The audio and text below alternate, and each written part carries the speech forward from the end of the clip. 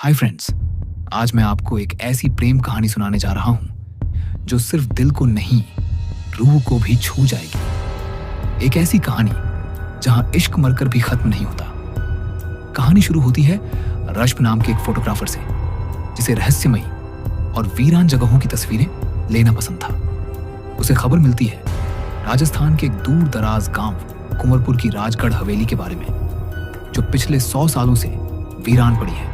और गांव वाले कहते हैं कि वहां आत्माएं भटकती हैं, चीखें सुनाई देती हैं और हर अमावस्या को हवेली जाग उठती है। रश्ब इन अफवाहों को नजरअंदाज कर हवेली में पहुंचता है, लेकिन जैसे ही वो अंदर कदम रखता है, हवेली का भारी दरवाजा खुद ब खुद बंद हो जाता है। हवेली में एक दीवार पर उसे एक पुरानी पेंटिंग मिलती है, एक लड़की जिसकी आंखों में दर्द और इंतजार बसा है।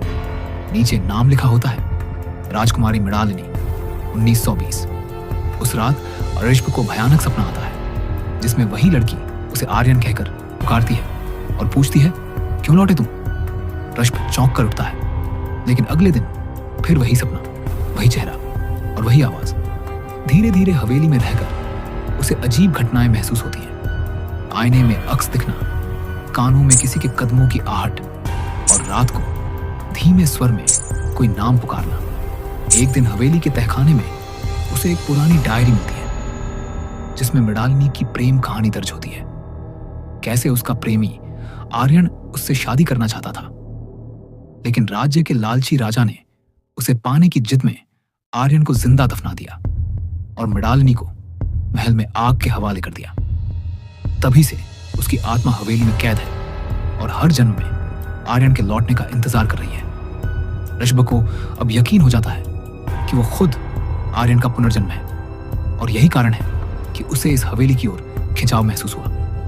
लेकिन अब सवाल यह था कि मृणालिनी की आत्मा आज तक मुक्त क्यों नहीं हुई। तभी गांव के एक बूढ़े बाबा से उसे पता चलता है कि उस राजा की आत्मा अब भी हवेली के अंदर मृणालिनी की आत्मा को बंधक बनाकर रखे हुए है, और अगर उसे आजादी चाहिए तो आर्यन की आत्मा को फिर एक बार बलिदान देना होगा। रश्ब तय करता है कि वह हर हाल में मृणालिनी को मुक्त करेगा। अमावस्या की रात वह हवेली में विशेष पूजा करता है, और तभी हवेली का तापमान गिरने लगता है, दीवारें कांपने लगती हैं और एक आग की लपटों में ढकी आत्मा सामने आती है। वही राजा जो चिल्लाता है, तू फिर लौट आया आर्यन, इस बार तुझे रूह बनकर भी चैन नहीं मिलेगा। तभी सफेद लिबास में मृणालिनी की आत्मा प्रकट होती है। उसकी आंखों में करुणा और प्रेम होता है, लेकिन वह राजा की काली आत्मा से भयभीत होती है। रश्ब ताबीज निकालता है जो मृणालिनी ने कभी आर्यन को दिया था। ताबीज के स्पर्श से हवा रुक जाती है और राजा की आत्मा धुआं बनकर गायब होने लगती है। फिर एक भयानक चीख गूंजती है और हवेली की छतें हिलने लगती हैं, लेकिन अचानक सब शांत हो जाता है। मृणालिनी की आत्मा मुस्कुराते हुए कहती है, अब मैं मुक्त हूं आर्यन, अगला जन्म तुम्हारे साथ जीऊंगी। और वो एक सुनहरी रोशनी में बदलकर आकाश में समा जाती है।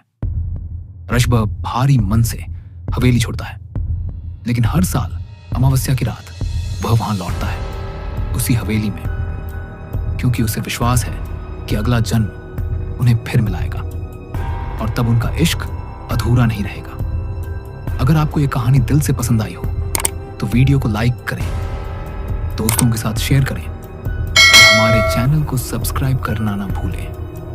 अगली रहस्यमयी और दिल को छू लेने वाली कहानी में फिर मिलेंगे। धन्यवाद।